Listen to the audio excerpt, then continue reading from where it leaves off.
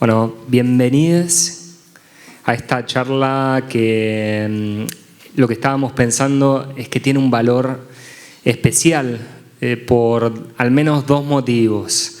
Uno tiene que ver con el reciente posicionamiento gubernamental frente a lo que fue el 12 de octubre, de volver con un discurso que creíamos que ya habíamos tenido en esta sociedad, de volver a plantear una idea de que acá no había nada y vinieron los descubridores. Entonces nos parece súper importante esta charla, y por otro lado también nos parece súper importante estar haciéndola en el Centro Cultural de España, que a contrapelo de la situación que está planteando el gobierno nacional, nos da este espacio y para que nuestras voces sean escuchadas.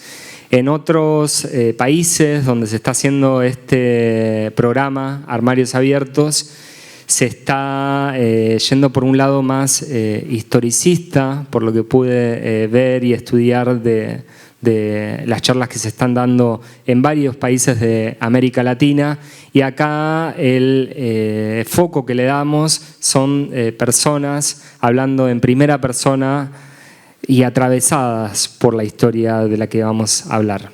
Así que es un gusto compartir esta noche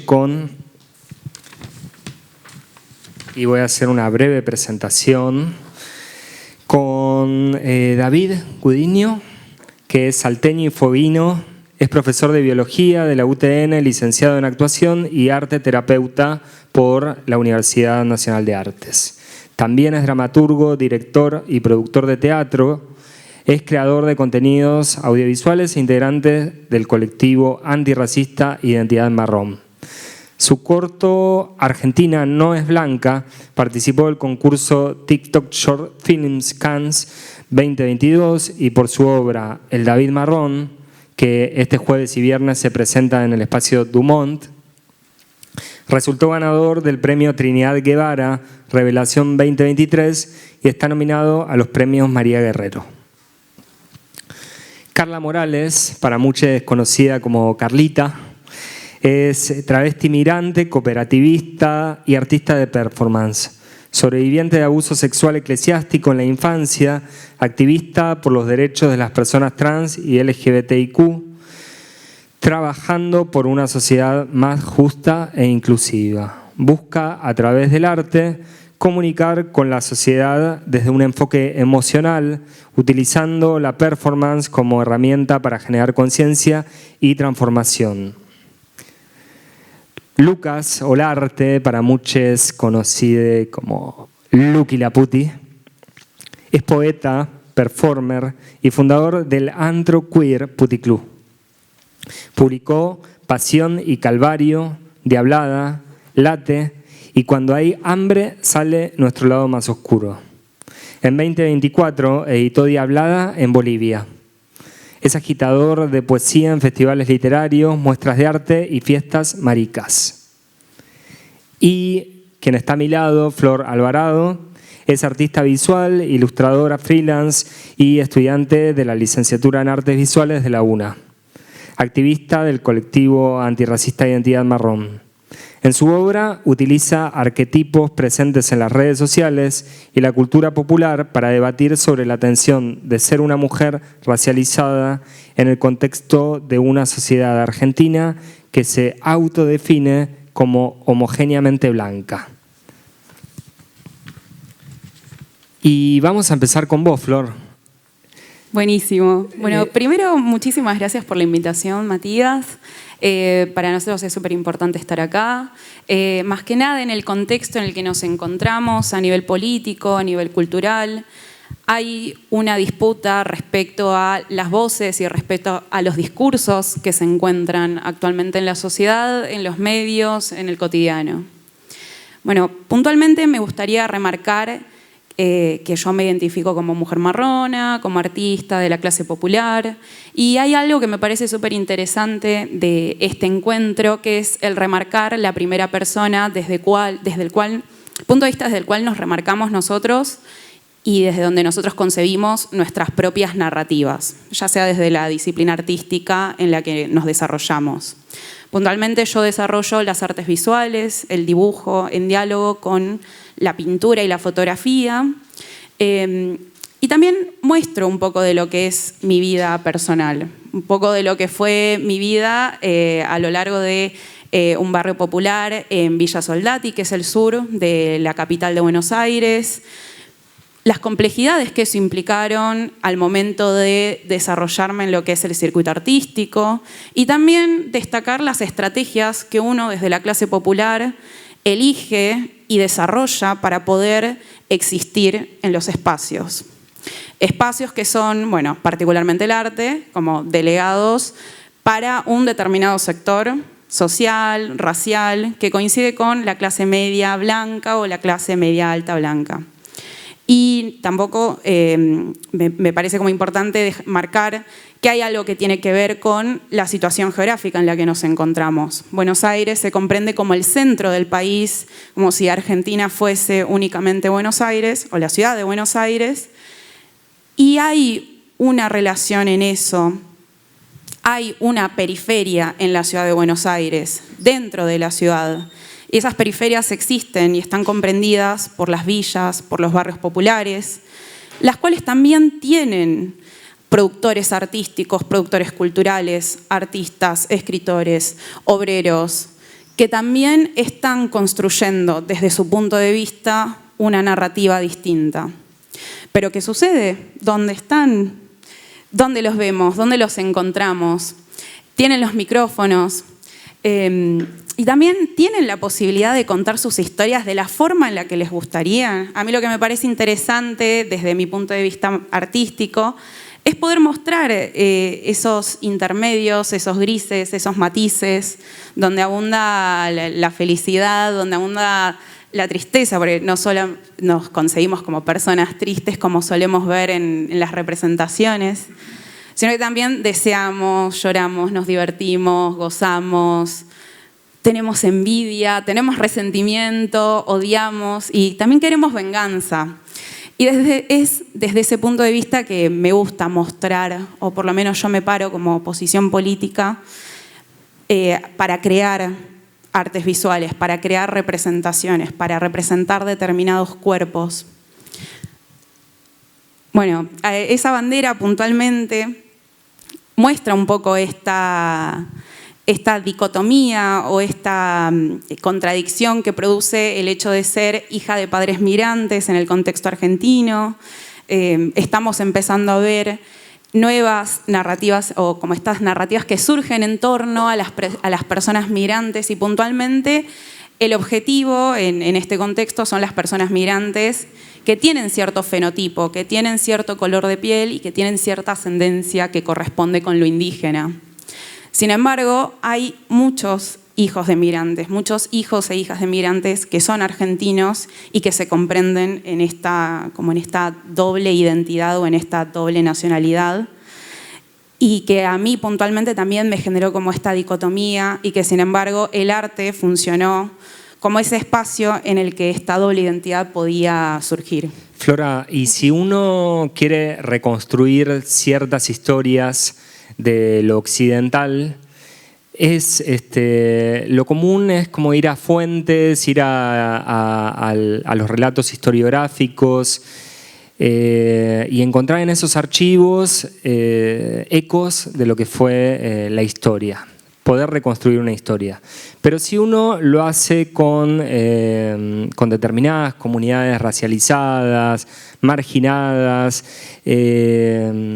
discriminadas a lo largo de la historia, asesinadas, de muchas cosas de esa historia no encontramos nada y en ese sentido creo que tu arte puede ser una forma también de darle páginas a una historia que no encontramos de otra forma, el arte como vehículo.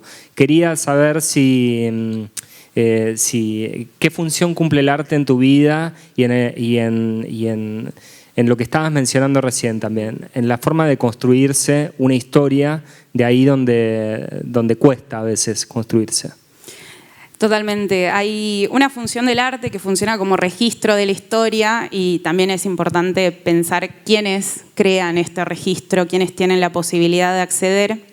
Y en ese contexto me parece que el arte como registro de la realidad y de esta realidad que habitan las personas marrones o las personas de contextos populares, que tengan la posibilidad de generar estas imágenes, estos objetos, estos artefactos culturales que dejen una marca respecto a las experiencias, respecto a la primera persona, es súper relevante. Perdón, me perdí. ¿Cuál era la pregunta? ¿Cómo opera esto de reconstruir la historia en tu obra? Sí, total. Bueno, primero como registro de la realidad y segundo como posibilidad en la que se puede construir otra realidad.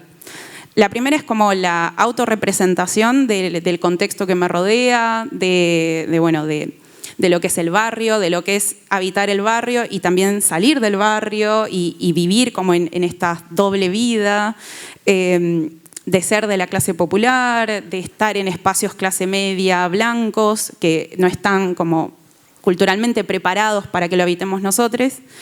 Y a su vez también funciona como una puerta que abre a estas posibilidades de existencia, una puerta en la que de repente la fantasía es posible y que esta fantasía está representada por nosotros, por las personas marrones, indígenas, siendo nosotros mismos escribiendo y dibujando y creando arte sobre nosotros, que pueden ser cosas como lo que decía antes, como esta situación del goce, el deseo, la venganza, como esas fantasías en las que tal vez no nos vemos, pero que sin embargo nosotros sabemos que existen, entonces vamos y la construimos.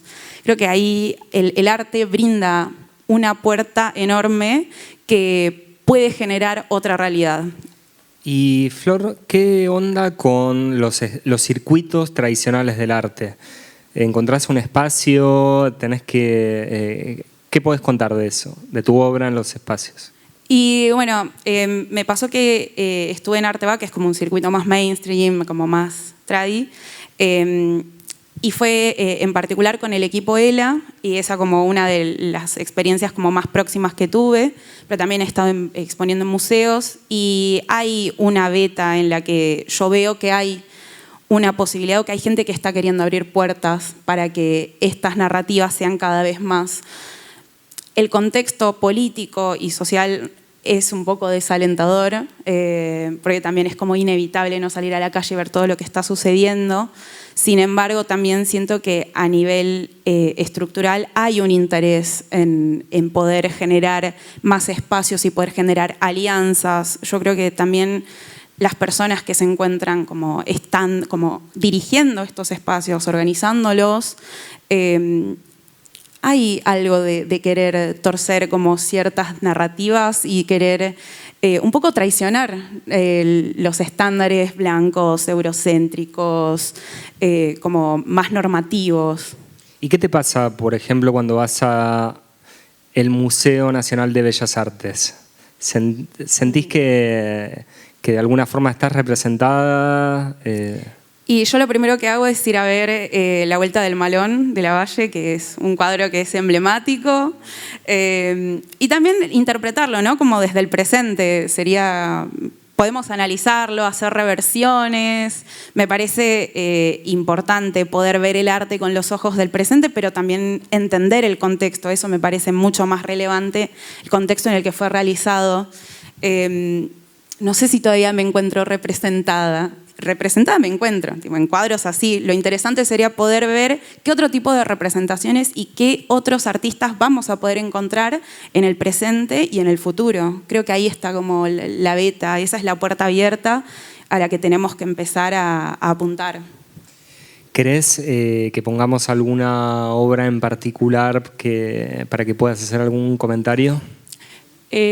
Bueno, esa frase me parece muy interesante. Si una marrón denuncia el racismo, es victimismo y resentimiento. Si una blanca lo dice, es teoría decolonial. Esa fue una frase que escribieron las compañeras de Identidad Marrón Jujuy en el último encuentro plurinacional de mujeres, lesbianas, travestis, trans.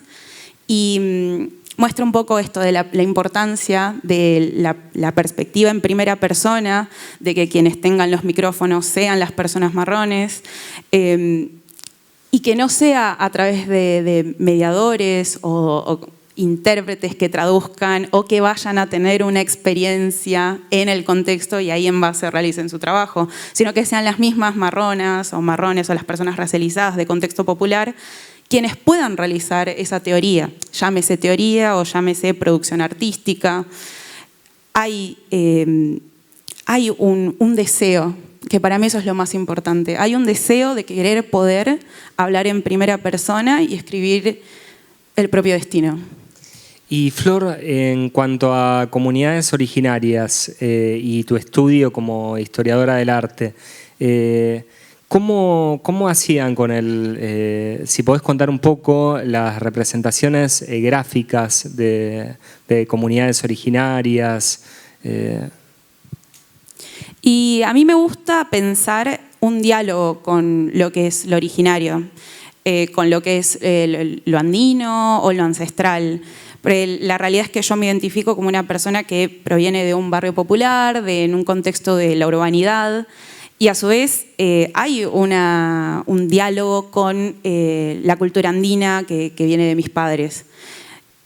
A su vez es una reinterpretación, porque no nací en un contexto comunitario, entonces a mí me gusta que surja esta conjunción entre lo originario y la urbe, porque en definitiva mi experiencia como persona marrona, racializada, proviene de eso, como de la unión de estas dos cosas, como de estos dos mundos, la tensión también que hay entre estos dos mundos. Y un poco como el coqueteo, ¿no? Como esta cosa de, bueno, soy esto o soy lo otro, no, soy las dos cosas al mismo tiempo, soy estos dos mundos que habitan y coexisten como en una persona. Y esto como ejemplo yo, pero no soy el único caso, digamos, hay toda una población. Bueno, Flor, ahora en un ratito vamos a volver, pero aprovechamos para enganchar con Carlita, que por lo que sé estás haciendo una investigación para tu próxima performance, obra, y me parece súper atinado que nos cuentes de qué va esa investigación. Bueno, para ponerlo en contexto, año 2022, yo estaba en Salta, me vengo a Buenos Aires, soy sobreviviente de abuso eclesiástico en la infancia. Entonces, 2017, 2018 tengo una charla con la mayor jerarquía en la diócesis salteña. Tenemos una charla, Juan Carlos, que fue otra víctima de abuso, el obispo y yo. Yo grabo la charla, se desgraba, hay una charla como muy interesante. Entonces, una amiga dice llevarlo al teatro. La idea era poner en escena esa conversación. Me propone a Federica, una colega coreógrafa uruguaya. Empezamos a trabajar, ella se vuelve, yo me vengo a Buenos Aires unos días, surge este trabajo, ella se vuelve a Montevideo, yo me vuelvo a Salta, empezamos a trabajar online. Durante ese proceso de hacer esa obra con ese texto, era mucho más la búsqueda de entender el porqué, que habían muchas cosas que se desprendían del texto. Entonces decidimos medio dejar el texto de lado y empezar a hacer un laboratorio más de investigación. Sentíamos que, o por lo menos ella, su percepción fue que nos quedábamos cortas contando solamente el abuso y cómo contarse el abuso en la infancia y además en la iglesia. Entonces empezamos a hablar un poco más 500 años antes, que tiene que ver con la colonización. Entonces empezamos como a hacer toda una revisión de mi vida, si bien no es un biodrama lo que queremos hacer, sino es desde mi voz contar lo que le pasa a muchos, que es lo que siempre hago yo con mis performances, siempre ser como el canal de comunicación. Entonces empezamos a trabajar Y cuando empezamos a trabajar el colonialismo y un montón de cosas que tienen que ver con eso, nos encontramos, bueno, por ejemplo, con que los pueblos originarios o los pueblos andinos, sus relaciones no eran, ellos no pretendían poblar el mundo, sino ellos disfrutaban la sexualidad. O sea, el sexo pasaba por el placer y no tanto por, bueno, vamos a coger y tengamos un hijo, sino, de hecho, había un texto que intenté buscarlo, que me acuerdo que lo había leído hace un montón, y que decía algo así como coger por el culo estaba como permitido en varones y mujeres, porque era eso, ¿no? Como decía Flora, ¿no? Que en realidad lo vemos con esta mirada de ahora, pero que más o menos era eso. Y también descubrimos que, bueno, también leyendo un texto sobre las personas trans, ¿no? Que el colonialismo vino para decir, bueno, hay varón mujer, lo otro no existe, se quema, se borra de la historia y es por eso que queda muy poco de eso. Entonces ahí empezamos a investigar un poco más y todas las violencias que vino con el colonialismo. Entonces la búsqueda es mucho más fuerte, también eso, cómo me atraviesa lo que quiero contar, porque contar del dolor, contar el abuso es muy fuerte en la escena, y entonces para que la gente vaya al teatro y no salga como con esa carga, porque el abuso, la mayoría hemos sido víctimas de abuso de alguna u otra forma. Y entonces poder contarlo desde el humor, porque la primera parte del trabajo que hicimos con Federica venían muy cargadas, porque o sea, era para mí necesario otra vez atravesar, y no desde el lado de la revictimización, porque también hay como un paralelismo entre, bueno, la justicia, yo tengo que contar toda la historia del abuso, cómo fue detalle, que es parte como de una revictimización, porque tengo que contar todo lo que pasé.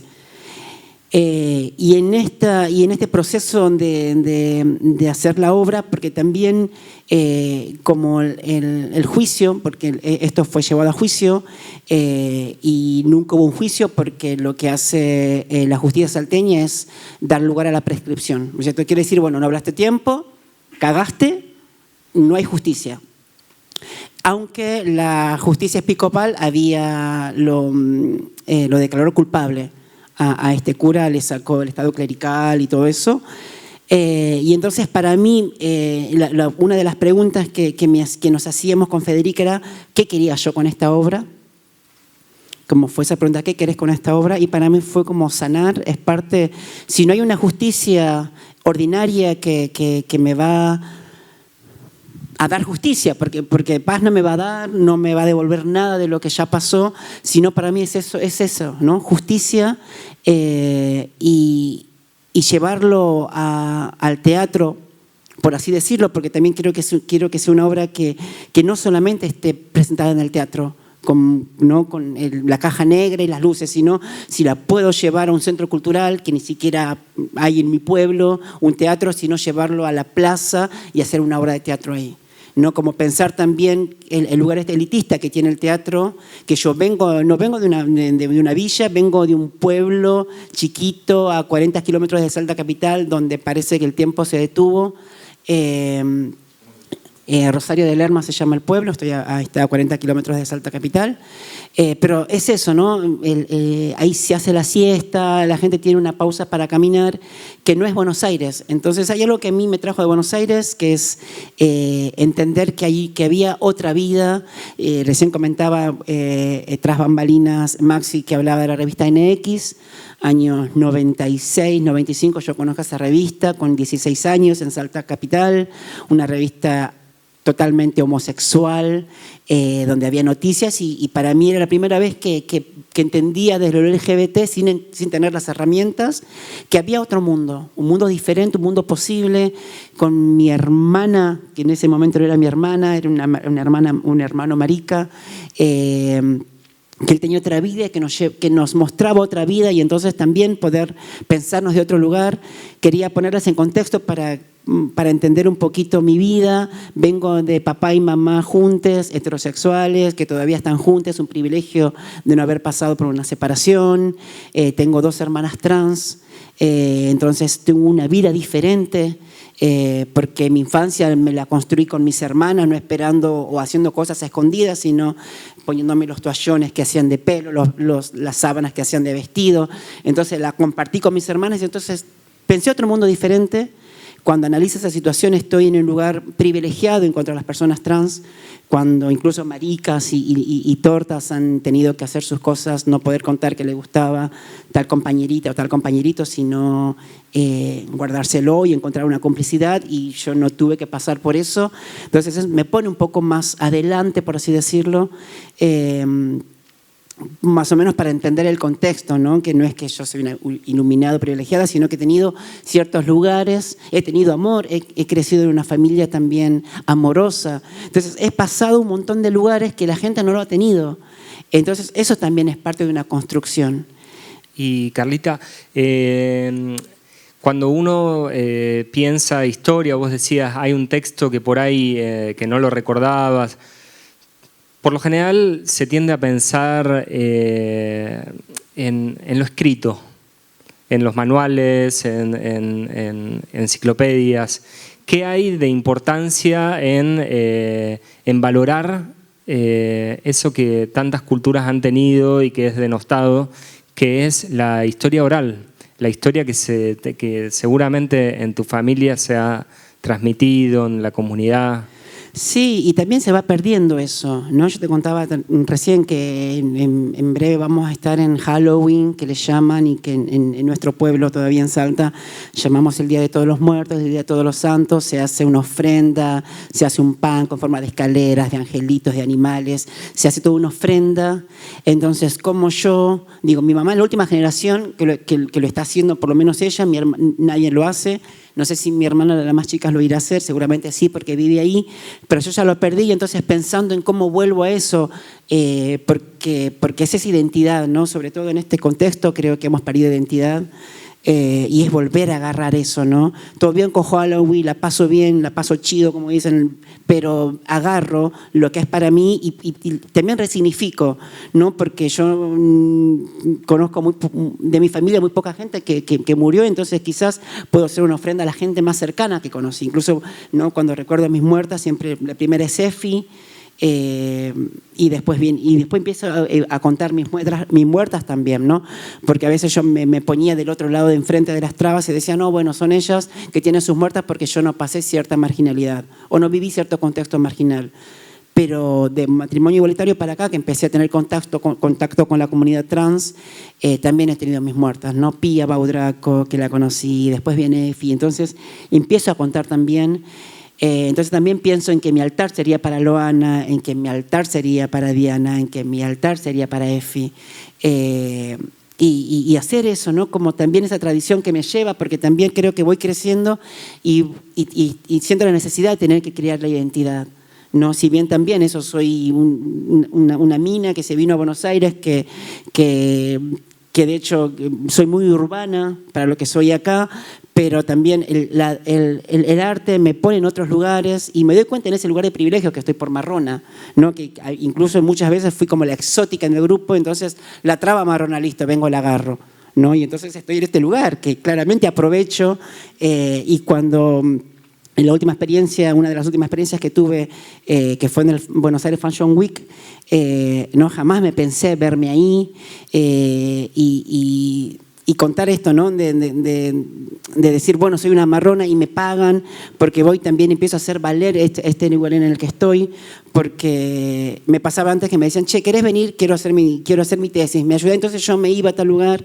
Y entonces me dijeron, no, amiga, no vayas gratis, porque esa piba hace su tesis, se va con lo que aprende, se va a Europa, viaja con un montón de cosas, y vos quedaste en el mismo lugar, pobre, te caminaste, tomaste el bonde, te pagaste el café, te fuiste sin nada, le diste algo, eso también es extractivismo. Entonces también entender eso, de que si va a haber algo que sea recíproco. No es todo bien con que me quieran dar visibilidad, pero no hace falta, o por lo menos yo desde este lugar que estoy, no hace falta, yo hago cosas desde el arte, la performance que da visibilidad, ¿no? Entonces creo que también empiezo a cuestionar y a decir, che, que sea recíproco. Estamos, mientras hablabas, viendo una selección de fotos muy variada. Y ¿Qué significan estas fotos? ¿Por qué las seleccionaste? Porque habla mucho, hay muchas fotos artísticas, está mi familia también, porque el arte es un lugar que me abraza, ¿no? Y como vuelvo a repetir, para mí es muy particular que el arte me sana. No, yo todo lo que voy pasando y mi cuerpo también creo que voy llegando a la edad que voy entendiendo que mi cuerpo me da señales y quería esto llegar un poco de salud mental porque 15 años, año 95, empiezo a tener vitiligo. Que en esa época no tenía ni idea por qué venía y entonces era psicosomático. Hace 5 años tuve parálisis facial, también tenía que ver con ¿no? Como el cuerpo me da señales y estoy teniendo psoriasis ahora por un montón de cuestiones. Entonces me di cuenta que mi cuerpo, ¿no? Me da señales, me dice, che, pará, acá algo está pasando, mirá lo que te está pasando. Entonces también creo que, bueno, vuelvo a repetir, es la edad que me está diciendo, che, bueno, hay que parar, no hace falta que venga un especialista para que me diga, che, claramente esto es psoriasis porque vos estás algo que está pasando. No, me di cuenta yo porque mi cuerpo me da señales. Entonces es también aprender y eso, ¿no? Todo lo que me pasa porque no puedo ser ajena a la realidad. No digo, yo milito porque me sale, porque digo, no podría estar acá, estar en mi casa mirando una serie. Y no, estoy acá, me llaman, voy, hago, vengo. Me parece que es mi forma de vida. Siento que la injusticia estuvo todo el tiempo y no la pude ver, y cuando la vi empecé a decir, claro, esto era injusto. Yo era marrón acá, mirá vos no sé, ¿no? Como cuando me di cuenta sobre el racismo. Me pintaba las uñas de color y me decían, che, te hace más negra ese color, ¿no? Y yo decía, sí, no sin entender de que sí, soy morocha, o sea, ¿por qué me quiero blanquear, no? Pero bueno, empecé también a cuestionar esas cosas que a mí me hacían ruido, pero no las cuestionaba, y entonces después también empecé a pensar en eso, decía, sí, soy marrona, o sea, no... Sí, quizás un color de uñas me resalta el color, pero es eso.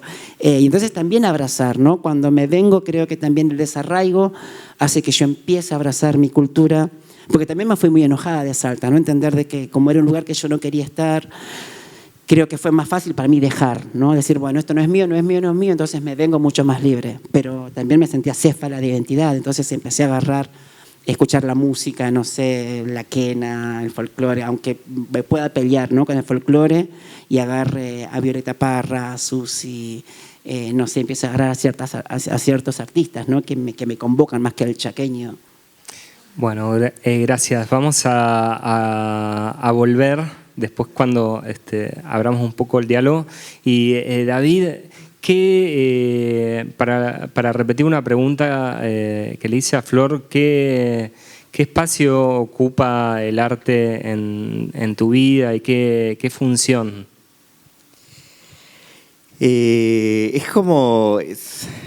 Para mí me pasa con el teatro, me pasa que como mi religión. Viste que nadie te paga para ir a la iglesia. Como hay algo de eso de, bueno, lo hago. Como un poco eso, es como sí, cómo me conecto con el mundo. Siento que es mi forma de sobrevivir en esto, como en esto que es la vida, como hay algo de eso. Yo lo que preparé que tenía ganas de contar cuando me invitaste, muchas gracias. Bueno, también Marcela, que está ahí atrás, muchas gracias por la invitación. Yo el año pasado vine a este lugar y decía, yo ya había ido a España. Yo decía, ahora estoy en el Centro Cultural de España. Entonces, como pensé que me parecía como divertido contar eso cuando fui a España. Y no sé si quieren les cuento. Contanos, porque David, que es profesor, armó... yo soy profesor de biología. La tarea y nos armó una presentación con diapositivas. Entonces vos me decís, tenés 10 minutos y yo doy una clase, como eso. No, bueno, eso. No, bueno, eso. Bueno, el final, como... Sí, ir a España fue un poco eso, como tender puentes de reparación, ¿no? Como algo de decir, bueno, primero que pagaron el viaje los catalanes, entonces me parecía como algo de reparación histórica, como decir, bueno, Lo pagaron, pusieron los euros.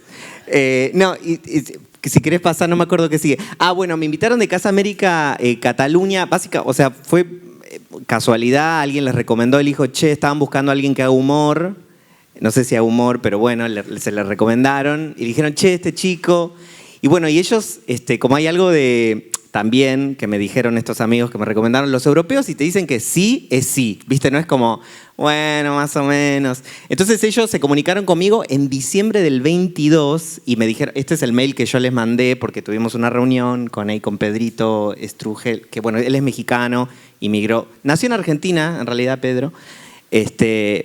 Bueno, y entonces se comunicaron y dijeron, che, ¿tenés algo? Vieron los videos que hago en redes y dijeron, ¿tenés algo de humor? Yo no tenía nada. O sea, estaba pensando una obra con Laura Fernández, venía escribiendo y les mandé el texto. La cosa que ellos me contestan, me dicen, David, no vemos el humor en este texto. Y yo les digo, no, sí, y les fundamento conceptualmente porque es humor. Y les digo, es humor por esto. Ellos confiaron. La obra se llama El David Marrón. Cuando cierro la función, o sea, yo antes de ir a España, o sea, antes de estrenar la obra acá y de siquiera saber dónde, yo ya tenía una función en noviembre del 2023. O sea, en diciembre del 22 ya me habían contratado para hacer una función de una obra que no existía. Entonces fue como, hablamos con la directora, bueno, ahora la tenemos que hacer porque ellos quieren verla y confiaron en un PDF. Bueno, finalmente la estrenamos en el Centro Cultural 25 de Mayo, la obra se llama El David Marrón. No sabíamos que iba a ser tan grande la escenografía. Esa pata mide, la que está atrás, que son la pinchila del David, que está la pierna y la cabeza. Y después hay otras partes, el culo, la mano. Y bueno, fue decirles, chicos, tenemos que llevar la cabeza. Como hay algo de, bueno, llevémosla. Bueno, ellos divinos, entendieron al toque que había que llevar la cabeza, podemos pasar. Y bueno, entonces la embalamos, creo que en la siguiente se tiene que ver, claro, ahí la embalamos, bueno, toda una cosa de eso, llevas esta cosa que mide 80 por 70. ¿En dónde pusieron la cabeza? En la bodega. En la bodega. Claro, sí. Entonces yo pedía por redes que recen porque no sabía si me iban a dejar pasarla, y bueno, y después es muy gracioso en la siguiente que me acuerdo porque el oficial me preguntó ¿qué hay? Y bueno, marrón, me revisaron todo, o sea, absolutamente todo. Todo, y yo tenía preparada esta foto para decirles esto es lo que llevo. Y aparte cometí el error de decirles una escultura porque me dijeron no, tenés que tener permisos para trasladar arte, o sea, todo mal, lloré, y bueno, pero me dejaron. Y yo pensé que se había roto en pedazos porque la aplastaron, porque no entraba como en un coso. Te pasan por la máquina de rayos X, digo que te pasan la valija, lo pasaron al David. Bueno, llegó finalmente a Barcelona, la dejaron tirada, tuvimos que caminar 2 kilómetros porque no sabíamos dónde estaba.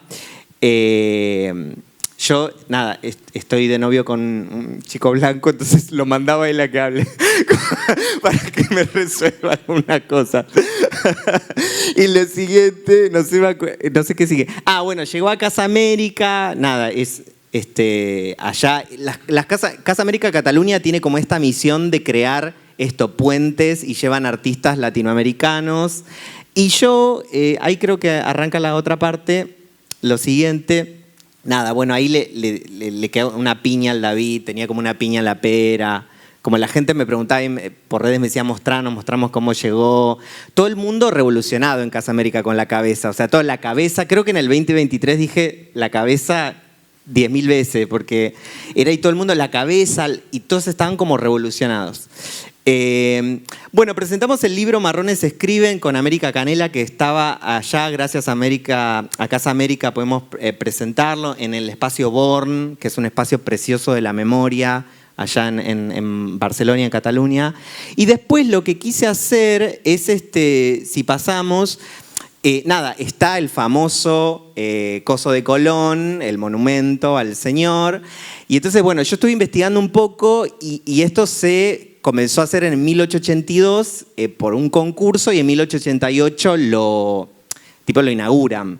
Bueno, este señor dijo, de nosotros acá, los cara de indio, dijo, ellos no tienen armas y son todos desnudos y de ningún ingenio en las armas y muy cobardes que 1000 no aguardarían 3 y así son buenos para les mandar y les hacer trabajar, sembrar y hacer todo lo otro que fuere menester y que hagan villas y se enseñen a andar vestidos y a nuestras costumbres.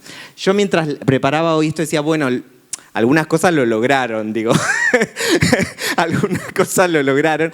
Pero me parecía interesante ir y hacer una intervención en ese lugar. Entonces me contacté con una fotógrafa, Alejandra Roncabado, que ella es boliviana. Entonces hicimos unas fotos. Primero hice un book porque mi sueño es ser modelo. Me hubiera encantado estar en el Fashion Week. Y siempre...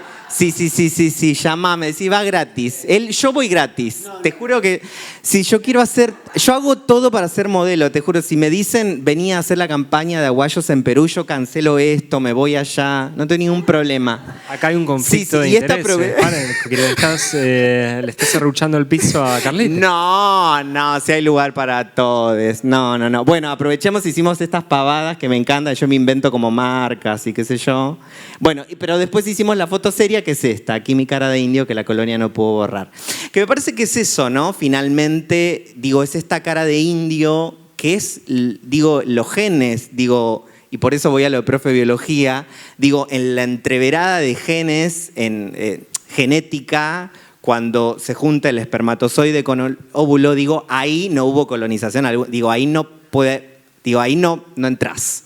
Entonces hay algo en esa mezcolanza, en eso random. Digo, bueno, hay genes que se expresan, lo fenotípico, y digo, bueno, ahí está mi cara de indio, no se puede borrar. Y entonces ahí está fracaso para Colón, la colonización. Y me parecía esto, digo, llegar a España con orgullo de mi ancestralidad indígena. Como ese es un poco el viaje que hice. Creo que después hay otras cosas de, bueno, me puse en bolainas ahí en Barcelona, digo, hicimos la obra, descubrimos que había una versión más chiquita porque la obra tiene la pata y qué sé yo. Y si pasamos, está creo el aplauso, no sé si se puede poner play. Había 250 personas, no me voy a borrar nunca el cuerpo como Sí, ellos se putearon en catalán porque... se confundieron y Casa América y la Sala Sandaru sacaron a reserva 200 entradas cada institución, entonces había 400 reservas y en el lugar entraban 200. O sea, en un momento se empezaron a putear y nosotros nos fuimos porque estaban muy enojados, pero para mí genial porque estaba repleta, o sea, estaba muy repleta la sala y fue muy hermoso. Entonces eso, siento que estar acá en el Centro Cultural de España tiene que ver con ese camino que comencé, que fue más o menos esta fecha, noviembre, primera semana de noviembre, de un camino de reparación, de encuentro, de amistad, de respeto, que me parece que hay que hacer. Digo, esto de México, ¿no? Pidiendo al rey de España pedir disculpas y que el rey de España dice no, y hay todo un grupo diciendo no, y otros sí. Como me parece que hay algo que siempre está esa pregunta y por eso quería contar esto para David, y cuando uno piensa en lo que es la cultura, lo que se suele llamar la cultura gay, y tiene una connotación muy blanca occidental, ¿no? Si uno piensa en la cultura marica, ancestral, ¿en qué pensás? ¿Te encontrás alguna referencia con eso que decís que la colonia no pudo borrar? ¿Hay algún pasado posible o nos lo tenemos que inventar? A mí me pasa con los rasgos, siempre voy como algo de lo real, de mi cuerpo, del pelo. Digo que mucho tiempo sentí vergüenza del pelo y me imagino a las ancestros con los pelos largos. Digo, hay algo de ese lugar y me pasa mucho de ver a las personas marrones en el tren, en los medios de transporte, y súper corto, y hay algo de ese lugar, ¿no? que es súper domesticador la cuestión del pelo. Y yo creo que ahí me parece que hay claves, digo, de estos genes que sobreviven y genes que se expresan, de que tenemos que volver a mirarnos. Y en ese sentido yo nunca, no sé, yo iba a América y yo miraba desde arriba a los chicos en Musculosa y yo decía, unos músculos así, te estoy diciendo, no sé, 2004 capaz. Yo decía, claro, tenés que tener mucho tiempo para ir al gimnasio. Yo no tengo ese tiempo. Como tenés que tener un montón de tiempo. Y decía, claro, yo me pongo una Musculosa y no me queda así. No me va a quedar jamás así. Entonces, en ese momento yo pensé, como baja autoestima, como decir, bueno, y nunca... Siempre me generó pregunta la cuestión del gay adoptado por el capitalismo y consumista, ¿no? Que consume. Y entonces siempre eso me generó preguntas. Y cuando conozco el colectivo Identidad Marrón, digo, como me amigué mucho con mi cuerpo y con mis rasgos y con mi voz y con lo ancestral, y siempre es una pregunta, reencontrándome, también me ayudó a decir, sí, como soy trolo, ¿viste? Como algo de eso, como sí, también eso, y creo que, bueno, eso en la obra del David Marrón está como todo junto, porque, bueno. Y en tu proceso de investigación, en tu proceso de hablar sobre lo ancestral, ¿te ha pasado, más allá de que las categorías del presente y que pensar hombre, mujer aplicado a un pasado en América del Sur es complejo? Pero, ¿qué encontraste en ese pasado? ¿Había mucho sexo gay? ¿Qué pasaba si uno quería estar con un hombre? Y hay algo de eso de la libertad de los cuerpos y la libertad de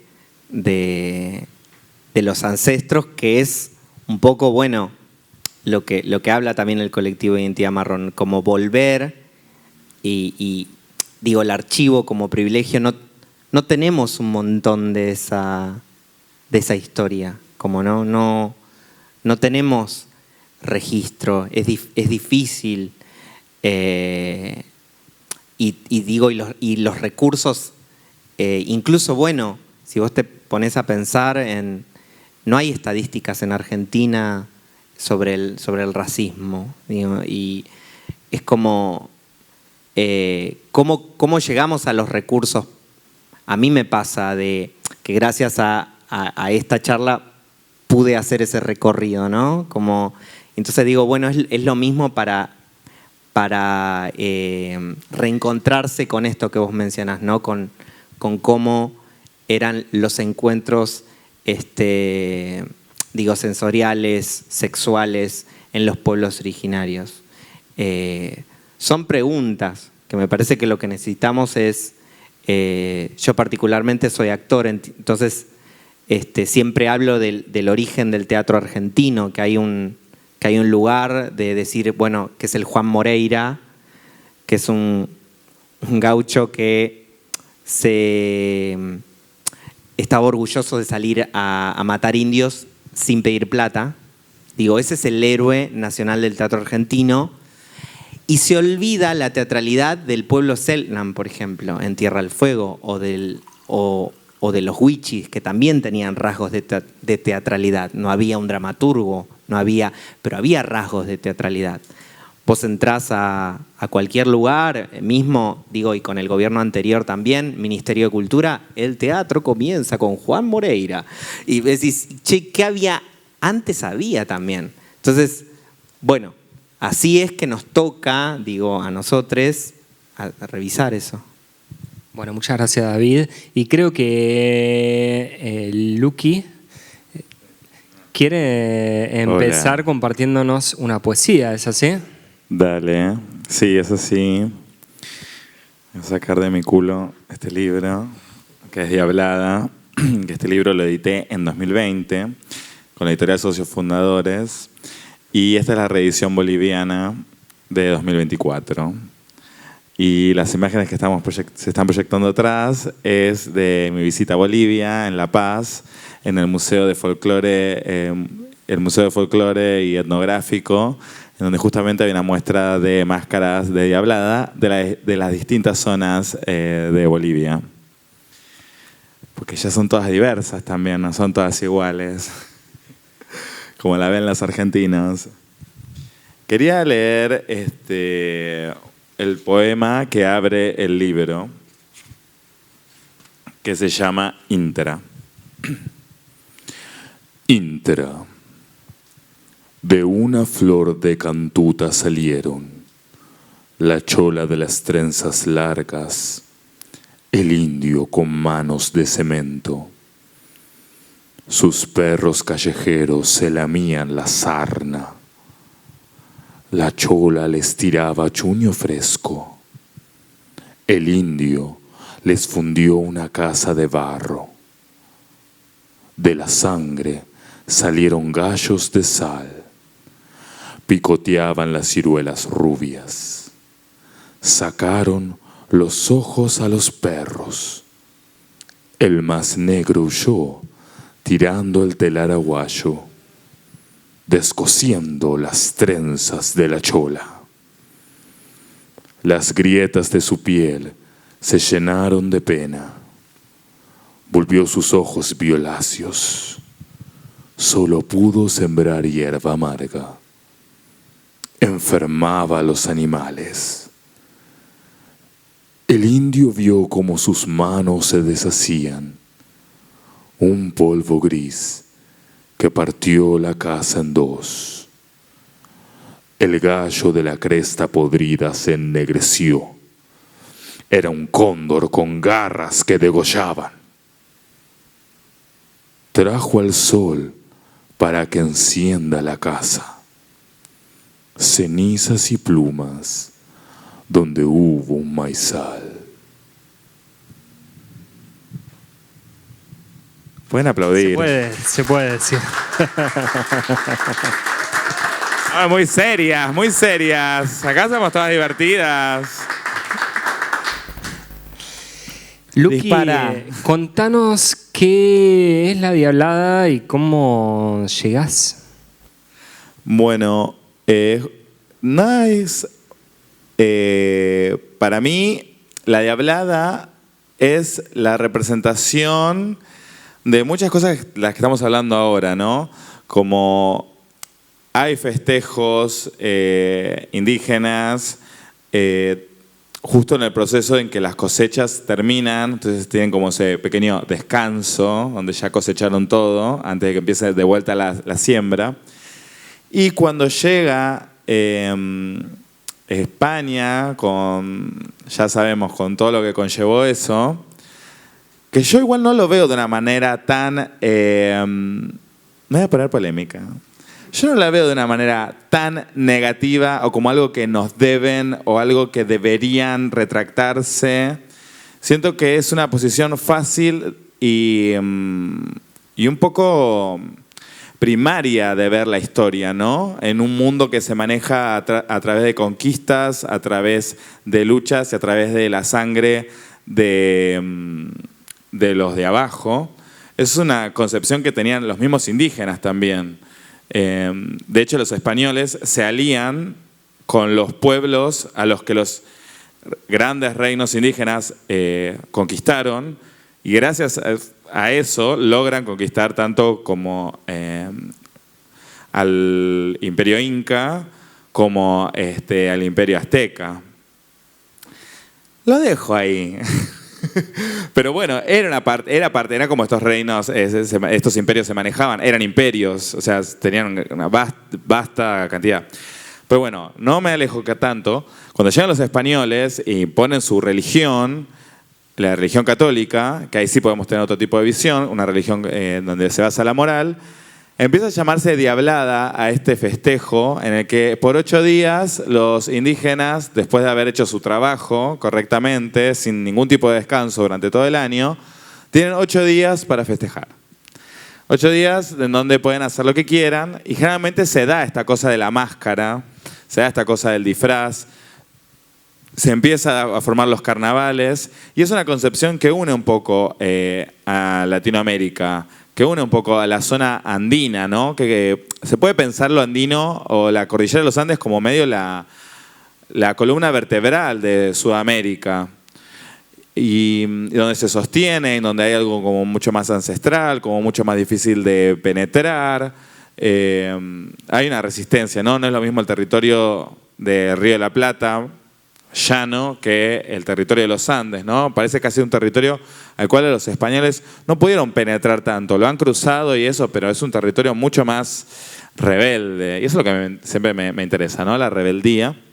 Y me interesa la diablada porque ese es el festejo, es ponerse una máscara. ¿Quiénes somos detrás de una máscara? ¿Somos más nosotros siendo otro? ¿Qué es este lado diabólico? ¿Es el diablo algo negativo? ¿Es nuestro lado demoníaco? Más bien algo que está dentro nuestro y está bueno explorarlo también, alejarlo de esa moral cristiana del bien y el mal. Y sí, tengo este lado demoníaco, este diablo que me susurra algo y a veces le hago caso y a veces no, a veces dejo que me guíe, a veces lo puedo domar. Y me parece que para mí la poesía fue como una gran excusa para entrar en mi lado diabólico. Luqui, y también la poesía te conectó con algo de las tradiciones en tu familia, ¿puede ser? Bueno, justamente está mi mamá y mi tía en esta charla. Están ahí, levanten las manos. Ahí están. Bravo. Traje hinchada. Por darnos este poeta. Salí de esa vagina. Entonces, ellas son bolivianas. Entonces había algo de lo boliviano que siempre me atravesó. Un poco, bueno, retomo un poco de las cosas que dijeron mis 3 compañeras, ¿no? Algo de Flora. Me encantó el cuadro del premetro. Eso sí que no lo había representado mucho. O sea, me encanta el premetro, figura, transporte del sur de la ciudad, donde hay mucha comunidad boliviana, hay mucha comunidad de hijos de inmigrantes bolivianos, estamos replegados al sur de la ciudad, somos más marginados, eso es algo que sí lo podemos ver, hay un racismo casi estructural, ¿no? La ciudad te expulsa hacia el sur, la comunidad boliviana. Yo siempre tomo este ejemplo, pero tipo, ¿cuántos restaurantes peruanos ves? Miles por toda la ciudad, son cool, son hasta... todo el mundo fue a un restaurante peruano. ¿Cuántos fueron a un restaurante boliviano? Cri, mi amor. ¿Por qué? Porque están ahí replegados en el sur de la ciudad, en el barrio de Flores, en Soldati, en Lugano. Hay algo de lo boliviano que sí, se encuentra como marginado desde la misma comunidad también, desde adentro de la misma comunidad. Eso también es algo como que a mí me gusta resaltar. Desde la misma comunidad y desde la mirada de afuera. Y para mí la poesía fue como un viaje para entrar a esa bolivianidad, a mi visión de la bolivianidad, que es entre externa e interna. Tengo una pata adentro, tengo una pata afuera, y mi creatividad y la poesía es como ese tren en donde puedo sumergirme a ese mundo que para mí es entre desconocido y que despertó mucho mi curiosidad, lo aborigen, lo tradición. Este primer poema que leí tiene imágenes como que me gustaba escribir algo con un folclore de imágenes de lo andino. El cóndor, el gallo, la chola, el aguayo, el cemento. Quería explorar ese mundo, que es por una parte mi mundo, por una parte no lo es. Y creo que ese territorio lo tenemos que todo el tiempo repensar, retraer y sobre todo reformular. No respetar tanto y empezar a traer lo nuestro. Creo que, Flora, vos haces mucho eso, que me encanta. Tomás la papa, le pones una bikini, tomás el cuerpo marrón, le volvés una Venus. Vos, Carlita, tomás algo como de la concepción. Me encanta algo también que retomo tuyo, que me encantó, que yo también nací en una familia que me aceptó. Que uno se siente un alien, mis papás también siguen juntos, también te sentís un alien. Una familia que te acepta. Es difícil, o sea, decir, ay, bueno, yo no tuve esa infancia. Pero bueno, tomaste lo eclesiástico y creo que ahí sigue de vuelta como algo de la tradición de la iglesia y su opresión, y hasta los cuerpos de los niños, y creo que todas esas historias las veo tan ajenas como propias, y ese es el territorio que para mí la poesía tiene que alimentar mucho, el mundo interno, pero el universo que está alrededor y los contextos. Hay que prestar mucha atención a los contextos de las otras personas. Creo que eso es la base fundamental de cualquier persona que quiera ser creativa. Salirse un poco de su universo propio y ser curioso con el universo de los demás. Y David también, o sea, tu teatralidad para mí es tipo, sos una mostra. Me encantan los videos. Vos vas para el lado de la representación, como dónde están los cuerpos marrones, obviamente siendo actor, dónde están esas oportunidades, dónde están esos roles que no sean solo el albañil, el peón, el que está sumergido, el que está abajo. Y a mí en mis performances me interesa eso, como andar el cuarto, ser mi cuerpo el que incomode a los demás, buscar eso con mi voz, alzar mi voz y sacar ese cliché del bolivianito que habla como así, como todo bajito, y que es como timidito y que te da el cambio. No, yo debo acá. ¿Te gustaría compartirnos otra poesía? ¿Puedo leer me leo el primero y leo el último? Como que creo que hable más mi poesía que yo. Eso me gusta también. Es otra cosa. El último poema se llama Diablada. Dice: entra en diablada, a la diablada, danza lambada, 20 desdiablas. Tenemos 8 días que Dios ya no mira, enfiestemos a la Virgen del Socavón. Si te disfrazarías, lo mismo no harías. Impunidad, diableza, celebración. Movámonos, morenos. Esto es rezar, purgar, danzar. 1, 2, 3, cuá. 1, 2, 3, cuá. Esto es migrar, mutar, flashear. Diablo arriba, sube, sube. Nos chapamos con las nubes. Saltamos disfrazados de diablitos, rodeados no sabemos quién es cuál. O es un amor, un amo o un enemigo, con quien bailas que deje de importar.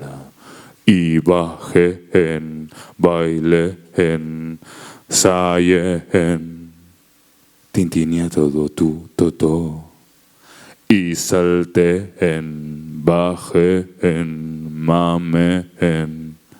A rezar no se arrodilló. No se acaba el mundo cuando un amor se va.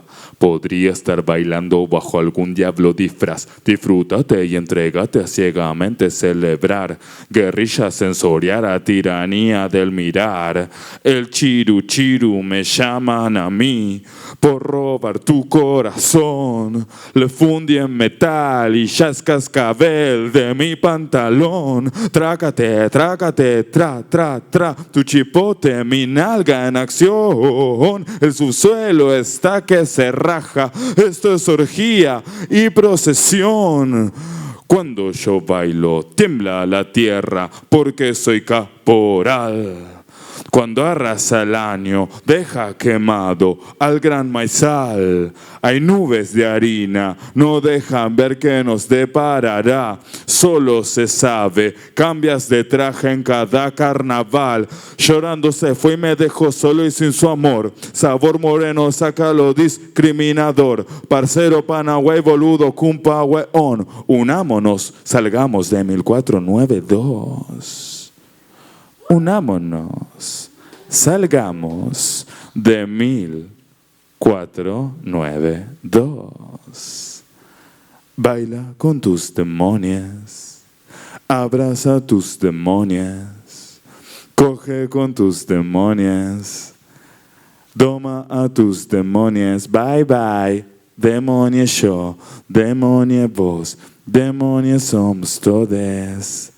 Que no se acabe la fiesta y que no se acabe la fiesta de los morenos.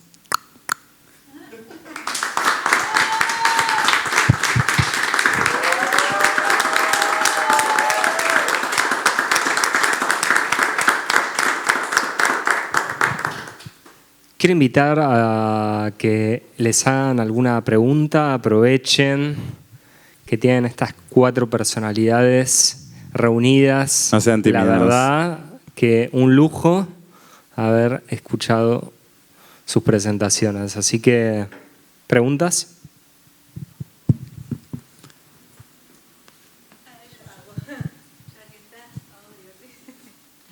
Perdóname, tu nombre no me acuerdo. Sí, la artista, Flor, discúlpame. ¿Qué actividades ustedes hacen en el barrio como para que los chicos... Yo soy docente, ¿no? Y veo que, como dicen, dijeron mi sobrino, los chicos a veces son retraídos, que tienen un mundo interior que el cual cuesta sacar. ¿Ustedes hacen alguna actividad con ellos? ¿Se muestran? Porque yo siento que cuando ven algo donde ellos se ven reflejados, ¿no? Es como que, yo también existo. Sí, bueno, particularmente hablo desde el colectivo, que hemos realizado un documental, una miniserie documental en pos de dejar algo de registro o material didáctico para que se genere esta cosa de la representación, y nos ha llegado por parte de docentes que han usado ese material para dar sus clases, para dar estos debates.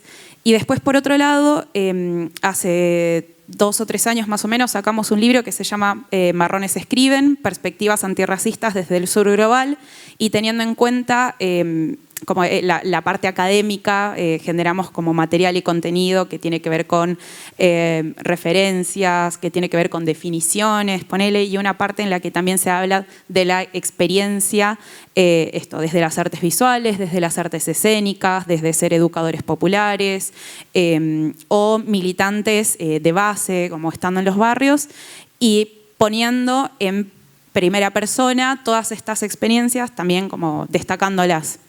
Ese libro además cuenta con actividades que están pensadas para el aula, para distintos niveles, tanto primario como secundario, para poder generar como ida y vuelta con los estudiantes. Nosotros, particularmente en esas actividades, tenemos en cuenta que va a ser visto por población que es como adolescentes, infancias. Entonces ponemos, referencias en cuanto a memes, referencias en cuanto a personalidades en Argentina, como en el caso puntual de Argentina, que van a poder entender y que van a poder como encontrar fácilmente, como en la tele, en los medios masivos.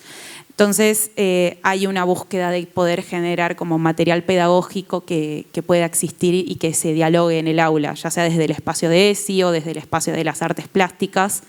El espacio del aula nos parece como un lugar de construcción. Sí, básicamente es un lugar de construcción. Sí. Bueno, y esto, pero de las acciones en el lugar. Porque hay veces el aula es difícil llegar, porque tenés que sortear muchas cosas. Pero en el lugar, en el barrio de Soldati. Tenemos sí. Yo he estado en actividades que hicimos en el colectivo con niños de Soldati, de Villa Zabaleta, también que hicimos en el Palais de Glace hace un tiempo, y eran actividades que tenían que ver con el autorretrato. Con esto del acercamiento con la corporalidad. Y después tenemos una compañera que está trabajando desde el área de docencia, que ahora está haciendo talleres con distintas escuelas en la Villa 1114. Hay Distrito 19, ahí trabajo. Hay una búsqueda también de generar estos espacios en las escuelas. Nosotros nos gusta decirlo como el medio del proyecto Semilla, y algo como os decías, es un espacio de construcción el aula. Y también, si no podemos estar nosotros, poder generar el material nos parece más relevante. Gracias. Por favor. ¿Alguna otra pregunta? ¿Algún comentario? ¿Comentario lindo? Bueno, hola. Me ha inspirado muchísimo todo lo que habéis contado. Y nada, yo me surgía una pregunta. Y es sobre todo para las personas que han hablado que tienen ascendencia de otro lugar, cómo respondéis a la pregunta de dónde sois cuando os preguntan, porque a mí me preguntan, me dicen, hola, me llamo Nicole, ¿qué tal? ¿De dónde eres?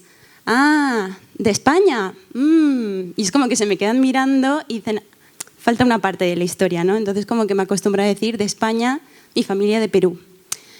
Entonces, bueno, es como que entro ahí en conflicto con mis dos identidades y eso de la construcción, el crear el relato, esa puerta por la que entrar y sentirte reflejada, me ha interpelado mucho. Entonces, bueno, ¿cómo respondéis a esa pregunta? Gracias.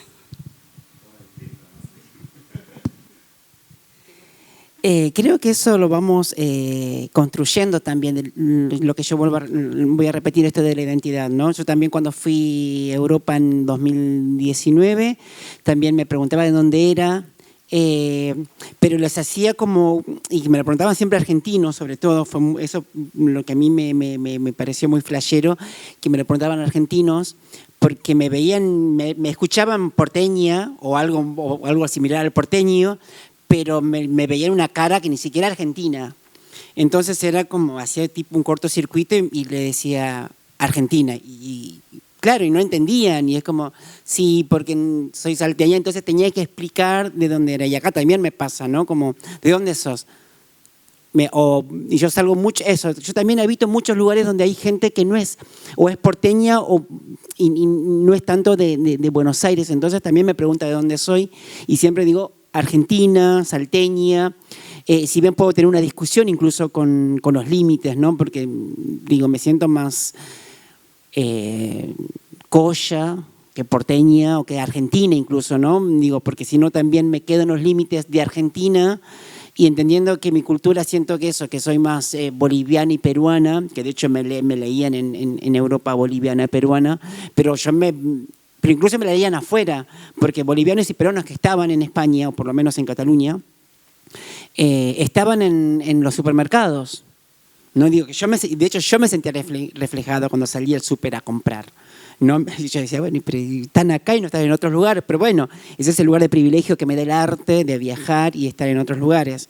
Pero sí, esto de la identidad lo vas construyendo cuando también lo vas necesitando, porque yo también creo que antes no necesitaba una identidad, ¿no? O una identidad por lo menos del lugar. Sí, la traba, porque también eso fue cambiando. Primero me quería ser mujer, después quería ser una mujer transgénero y ahora soy una traba, ¿no? Porque me paro en esa identidad política de decir soy travesti y después decir, bueno, soy indígena descendiente o colla. Depende también dónde me mueva, ¿no? Porque no es lo mismo decir soy salteña acá en mis amigas porteñas que decir en otro lugar decir soy indígena descendiente, ¿no? También voy eligiendo esas palabras, porque también me fluctúo en ese lugar, si bien es lo mismo que puedo decir soy mujer trans, pero yo antes que mujer prefiero decir soy traba, soy travesti. Entonces creo que, o por lo menos en mi propia búsqueda de identidad, voy fluctuando, pero más o menos sentirme en algo medio parecido o que entro ahí.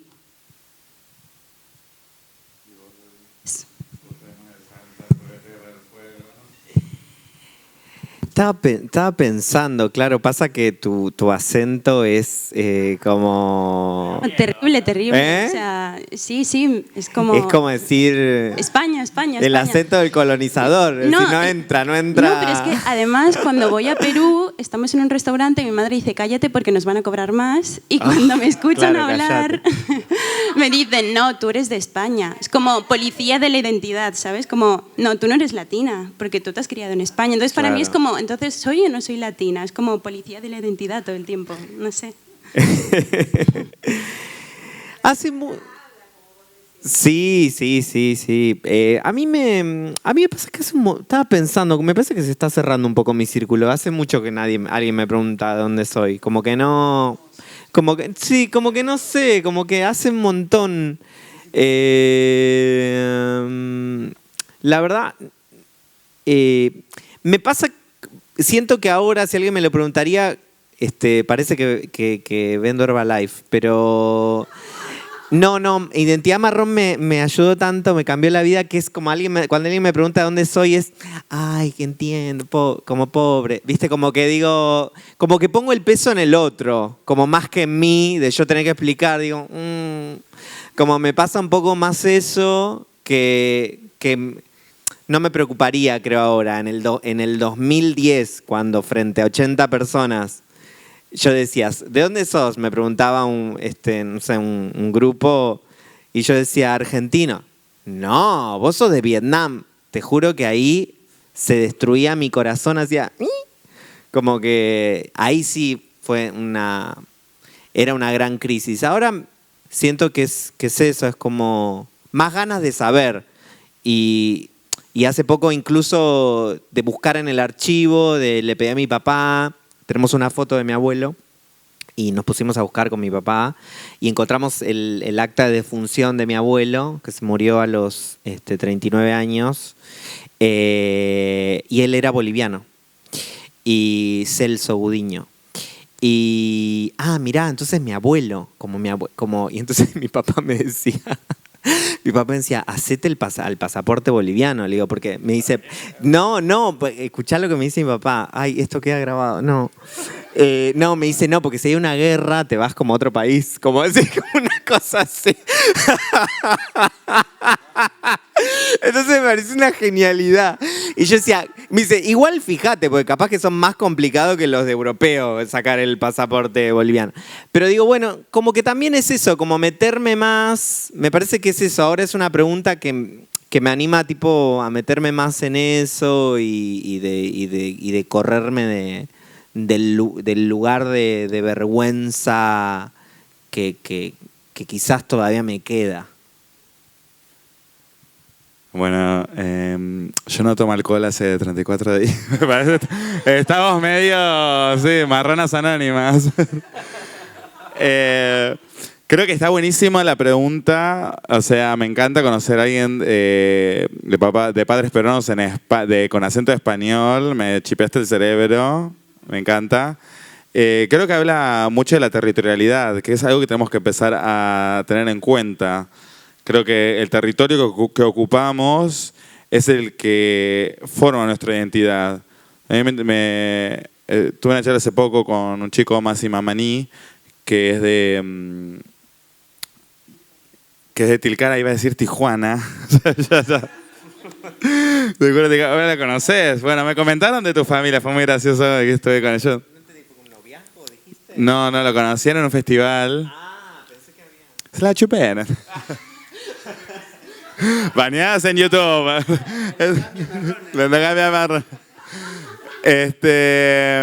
Y me encantaba porque él decía, como que él, por ejemplo, la palabra marrón le apelaba, pero para no era suficiente.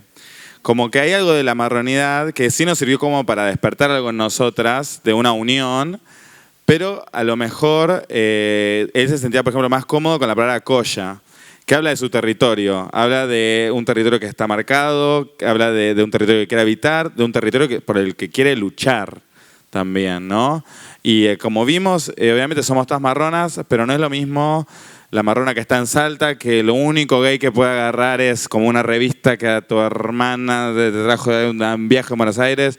No es lo mismo Flores que el más al sur de la ciudad todavía, como en Lugano, como en Soldati. O sea, no es lo mismo. No es lo mismo, bueno, vos Salta, Tierra del Fuego, vos ya de toda la Argentina. Pero digo, cada una ocupando nuestro territorio.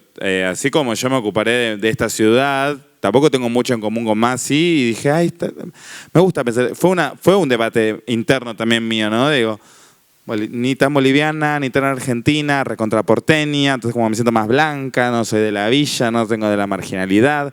Mis padres le hicieron todo eso, lucharon un montón para que yo tenga otro futuro. Y ahora como que me gustó, tu obra me inspiró. Como que quiero ahora empezar, por ejemplo, en vez de decir marrona, bolita. Soy bolita. Que es como las bolivianas de la perspectiva argentina. Como ese insulto también un poco de bolita, como así como marica. Bueno, lo propio, lo quiero tener. Yo soy bolita. Ni boliviana en Argentina, bolita. Así que fíjate el tuyo de Perú y España, que algo interesante va a salir. Pero que hable del territorio, que la identidad nunca deje de hablar del territorio que ocupás y querés defender.